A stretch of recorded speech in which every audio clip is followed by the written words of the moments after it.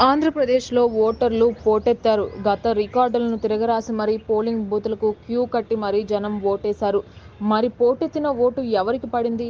పోటు ఎవరికి పడింది అన్నది ఇప్పుడు ఆసక్తికరంగా మారింది. ఎవరికి వారు విశ్లేషణలతో తమకే అనుకూలం అంటూ పార్టీలు ప్రకటిస్తున్నాయి.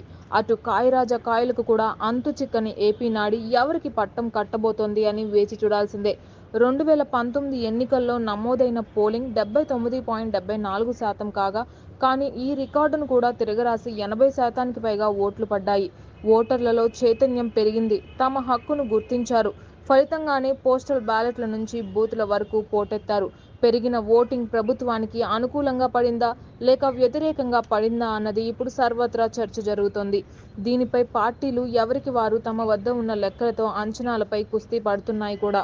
అధినేత చంద్రబాబు నాయుడు దేశవ్యాప్తంగా మోదీ హవాతో పాటు రాష్ట్రంలో ఎన్డీఏ భారీ మెజారిటీతో గెలుస్తుందని జోస్యం చెప్తున్నారు చంద్రబాబు నాయుడు. అర్ధరాత్రి వరకు మహిళలు క్యూలో ఉండి మరీ ఓట్లు వేశారని, ప్రభుత్వ పథకాల ద్వారా లబ్ధి పొందిన వాళ్లే మళ్లీ ఆశీర్వదించారని వైసీపీ బలంగా నమ్ముతోంది. గెలుపోటములపై చర్చలు నడుస్తుండగానే అటు అధికారులపై పార్టీల మధ్య మాటల యుద్ధం నడుస్తోంది. కొందరు అధికారులు టీడీపీతో కుమ్మక్కయ్యారని మంత్రి అంబటి రాంబాబు కూడా సంచలన ఆరోపణలు చేశారు.